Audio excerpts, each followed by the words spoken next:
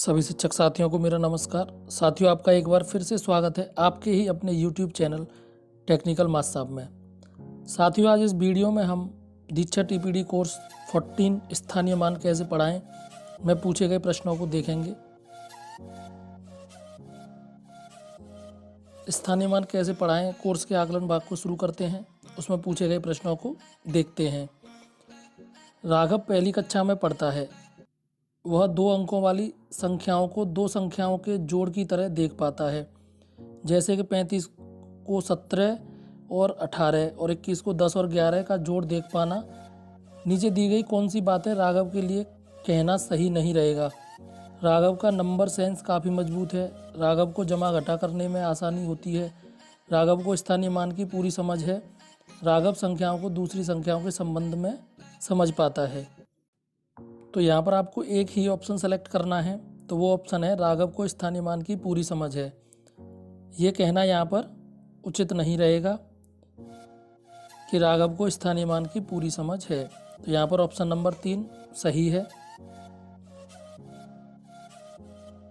दूसरा प्रश्न देखते हैं। 58 और 85 में से कौन सी संख्या बड़ी है, यह समझने के लिए क्या बच्चों को इकाई और दहाई की समझ होना जरूरी है।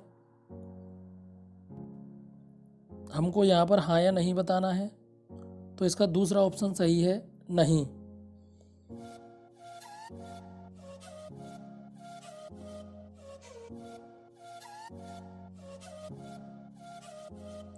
अंदाजा लगाते हुए गतिविधि के दौरान रोहन गणितमाला पर 30, 50, 60 आदि संख्याओं पर कार्ड ठीक से लगा पा रहा था, लेकिन 36, 58, 66 जैसी संख्याओं के लिए वह कार्ड कुछ ऐसे लगा रहा था जैसे 36 के लिए 32 पर, 58 के लिए 53 पर, 66 के लिए 64 पर आदि। व्यवहार हमें रोहन के बारे में क्या बताता है। रोहन की दहाई की समझ कमज़ोर है, रोहन की इकाई की समझ कमज़ोर है, रोहन की दहाई और ज़्यादा की समझ कमज़ोर है। तो यहाँ पर तीसरा ऑप्शन सही है, रोहन की दहाई और ज़्यादा की समझ कमज़ोर है। रोहन ये नहीं देख पा रहा है कि कौन सी संख्या बड़ी है या कौन सी संख्या छोटी है, कौन सी संख्या ज़्यादा है। तो रोहन की दहाई और ज़्यादा की समझ कमज़ोर है। गणितमाला बच्चों को स्थानीय मान समझाने के लिए किस तरह सहायक साबित हो सकती है। गणितमाला में बच्चे इकाई और दहाई को साफ तरह देख पाते हैं। गणितमाला के मोती गिनने से स्थानीय मान की समझ मजबूत होती है। गणितमाला की सहायता से बच्चे बेहतर रूप से अंदाज़ा लगा पाते हैं। यहाँ पर हमें एक से अधिक ऑप्शन सेलेक्ट कर सकते हैं, तो यहाँ पर पहला और तीसरा विकल्प सही है। गणितमाला में बच्चे इकाई और दहाई को साफ तरह देख पाते हैं, और तीसरा विकल्प गणितमाला की सहायता से बच्चे बेहतर रूप से अंदाज़ा लगा पाते हैं। रेखा जी ने कक्षा में एक गतिविधि कराई। इस गतिविधि में उन्होंने बच्चों को यह निर्देश दिए कि वह जितनी भी तालियां बजाते हैं, बच्चों को समूह के बनाने हैं और फिर हर बार उन समूहों में गिनकर जांच करनी है कि कक्षा में कितने बच्चे हैं। इस गतिविधि के माध्यम से रेखा जी का क्या करवाना चाहती हैं। यह गतिविधि बच्चों की गिनने की शुरुआती समझ को मजबूत करेगी। यह गतिविधि बच्चों की इकाई और दहाई की समझ को मजबूत करेगी। तो यहाँ पर तीसरा ऑप्शन सही है। इस गतिविधि से बच्चे समूह में गिनती करना सीखेंगे। अमित जी की कक्षा में बच्चों को बड़ी संख्या गिनने के लिए उन्होंने बच्चों को निर्देश दिए कि वह 10-10 के समूह बनाएं। ऐसी गतिविधि बच्चों के साथ करवाने से क्या फ़ायदा हो सकते हैं। बच्चों की दहाई की समझ मजबूत होगी।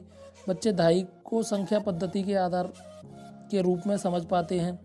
बच्चे समूह में जल्दी और बिना गलती के गिनना सीख पाते हैं। बच्चों की इकाई की समझ मजबूत होती है। तो यहाँ पर पहला ऑप्शन बच्चों की दहाई की समझ मजबूत होती है, और दूसरा ऑप्शन बच्चे दहाई को संख्या पद्धति के आधार के रूप में समझ पाते हैं। तो यहाँ पर पहला और दूसरा ऑप्शन सही है। बच्चों की दहाई की समझ मजबूत होती है और बच्चे दहाई को संख्या पद्धति के आधार के रूप में समझ पाते हैं। सुलेखा जी ने अपनी कक्षा में एक गतिविधि कराई। इस गतिविधि में उन्होंने 10 डंडियों के 6 समूह और 4 डंडियाँ अपने बच्चों को दी और उनसे पूछा कि यह कितनी डंडियाँ हैं।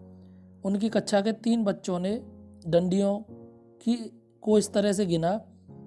रेखा ने डंडियों के 6 समूहों को 60 गिना, फिर 4 डंडियों को गिनकर सुलेखा जी को बताया कि यह 64 डंडियाँ हैं।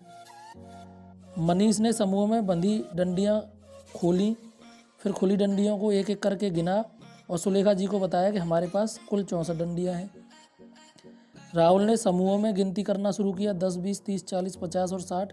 फिर 4 डंडियों को अलग गिनकर सुलेखा जी को बताया कि हमारे पास 64 डंडियाँ हैं। इन तीनों बच्चों में से किन बच्चों की दहाई और इकाई की समझ मजबूत है? ऑप्शन है रेखा और मनीष, मनीष और राहुल, रेखा और राहुल। तो यहाँ पर तीसरा विकल्प सही है, रेखा और राहुल। रेखा और राहुल की दहाई और इकाई की समझ मजबूत है।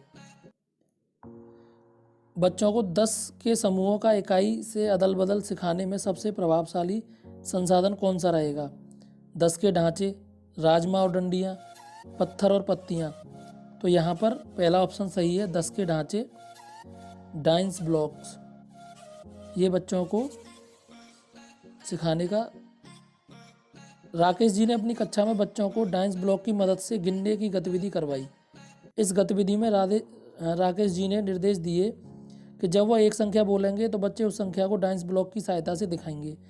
कक्षा में 23 संख्या दिखाने के लिए हिमानी ने 23 क्यूब्स इस्तेमाल किए। यह हमें हिमानी के बारे में क्या बताता है? हिमानी को 23 संख्या की समझ नहीं है, उसकी इकाई की दहाई से एक्सचेंज अदल बदल की समझ मजबूत नहीं है, हिमानी को डाइंस ब्लॉक इस्तेमाल करना नहीं आता है। तो यहाँ पर दूसरा ऑप्शन सही है, उसकी इकाई की दहाई से एक्सचेंज की समझ मजबूत नहीं है। कक्षा में एक गतिविधि के तहत गरिमा जी ने बच्चों से कहा कि बच्चे उन्हें कोई भी एक संख्या बताएं और फिर वह मान कार्ड की सहायता से उस संख्या को खोल के दिखाएंगी। उदाहरण के तौर पर 454 को 400 + 50 + 4 की तरह दिखाना। नीचे दिए गए विवरणों में से कौन सा सही नहीं है? इस गतिविधि से बच्चे संख्याओं के विस्तृत रूप के बारे में बेहतर समझ पाएंगे। इस गतिविधि से संख्याओं में छिपे अंक की मात्रा को समझ पाएंगे। इस गतिविधि से बच्चे समूह में गिनना सीख पाएंगे। तो यहाँ पर तीसरा ऑप्शन सही है। स्थानीय मान के तहत 100 की समझ में सक्सेसिव ग्रुपिंग या क्रमिक समूहीकरण की समझ शामिल है, क्योंकि 100 संख्या 50 के 2 समूहों से बना है। 100 को आसानी से 10 के समूहों में गिना जा सकता है। 100 में 10 के समूहों के 10 समूह शामिल हैं। 100 एक काफ़ी बड़ी संख्या है। तो यहाँ पर तीसरा विकल्प सही है, 100 में 10 के समूहों के 10 समूह शामिल हैं।